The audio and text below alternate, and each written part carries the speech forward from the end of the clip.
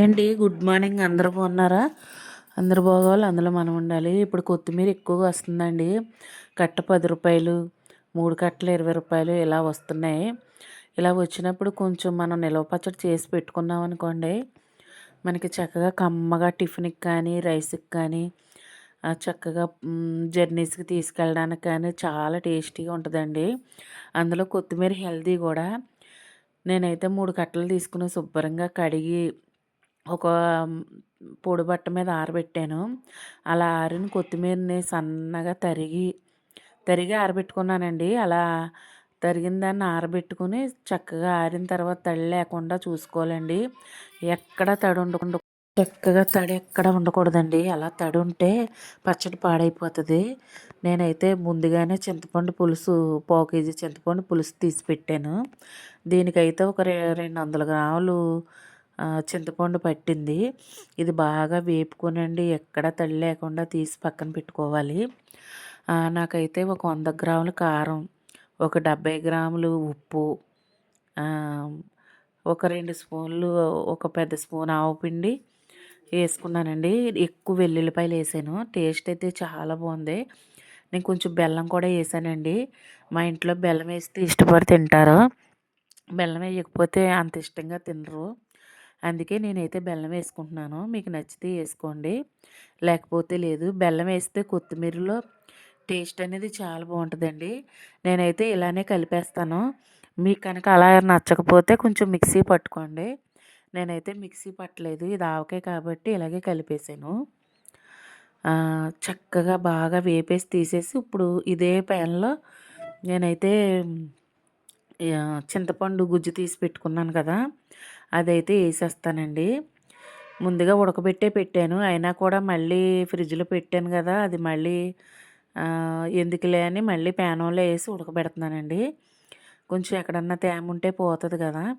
ఇందులోనే నేను ఒక 50 గ్రాములు బెల్లం వేసుకుంటున్నాను. మాకు బెల్లం ఉంటే ఇష్టం కాబట్టి మీకు నచ్చితే వేసుకోండి, లేదంటే క్లిప్ చేసేయండి. ఈ బెల్లము చింతపండు బాగా ఉడికిపోయింది అనుకోండి, అప్పుడు మనం 1 బై 1 కారము వెల్లుల్లి అన్నీ వేసుకుని కలిపేసుకుంటే సంవత్సరం అంతా నిల్వ ఉంటుంది. మనం కొత్తిమీర ఎక్కువ వచ్చినప్పుడు ఇలా చేసి పెట్టుకుంటే ఆవకాయలే కాదండి, ఇలాంటివి కూడా చాలా హెల్దీ. ఎందుకంటే ఆవకాయలో ఎక్కువ ఆవపిండి వేస్తాం. ఇప్పుడు అందరికీ ఆవపిండి పడుతుంది పడదా అని ఉంటుంది కదా. ఇలాంటిదైతే మనం ఆవపిండి వేసినా వేయకపోయినా కూడా పర్వాలేదండి.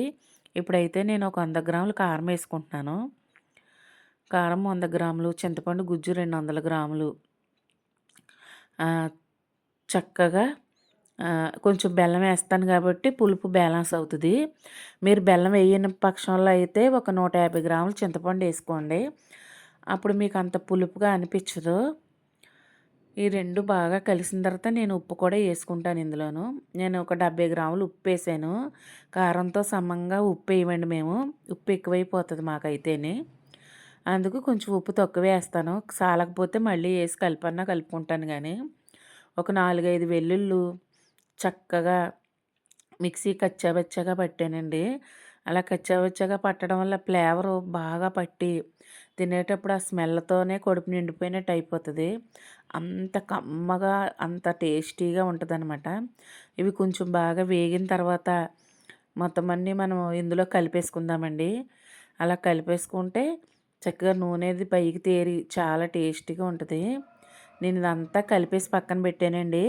ఆ కలిపేసింది ఈ వెల్లుల్లి దాంట్లో వేసి కలిపేసుకుంటే మన పచ్చడి అయితే రెడీ అయిపోయింది. మనకు సంవత్సరం అంతా నిల్వ ఉంటుంది. ఇలా పెట్టుకుని కానీ ఒక జాడీలో పెట్టుకుని మీరు బయట వదిలేసిన సంవత్సరం ఉంటుంది, ఫ్రిడ్జ్లో పెట్టినా 2 సంవత్సరాలు ఉంటుంది, బయట వదిలేస్తే సంవత్సరం వరకు ఉంటుంది. కానీ మనం సంవత్సరం ఉంచుతాం ఏంటండి, ఈ లోపల పప్పులో కానీ చారులో కానీ చట్నీలు కానీ ఇలా వాడేసుకుంటూ ఉండవా, మనం అస్సలు ఉంచాం కదండి. అంత టేస్టీగా ఉంది. మీరు కూడా ఇలా సింపుల్గా ఈజీగా పెట్టుకుని నా కామెంట్లో ఎలా వచ్చిందో చెప్పడం అయితే అస్సలు మర్చిపోవద్దు. మా ఛానల్ ఎవరైనా ఫస్ట్ టైం చూస్తే సబ్స్క్రైబ్ చేసుకుని బెల్ ఐకాన్ క్లిక్ చేసి ఫ్రెండ్స్ అండ్ ఫ్యామిలీ నెంబర్కి షేర్ చేయండి. మన ఛానల్లో మంచి మంచి రెసిపీస్ ఉన్నాయి. వెజ్ నాన్ వెజ్ రెండు కూడా చాలా మంచి రెసిపీస్ ఉన్నాయండి. ఛానల్లోకి వెళ్ళండి, చూడండి. మీకు నచ్చితే కనుక లైక్ చేసి షేర్ చేసి సబ్స్క్రైబ్ చేసి friends and family number share చేయండి. నేనైతే ఈ పచ్చడిని ఇలా కలిపేసి లాస్ట్‌లో అందులో అన్నం వేసుకొని ఊడ్చుకొని తింటే ఉంటది నా సామిరంగా. జిమ్మ పట్టేస్తదండి. మనకు మాంసం, చేపలు కూడా దిగదుడుపు. ఈ పచ్చళ్ళతో తింటే హాయిగా ఉంటది. బాయ్ అండి. ఈ వీడియో నచ్చితే లైక్ చేయడం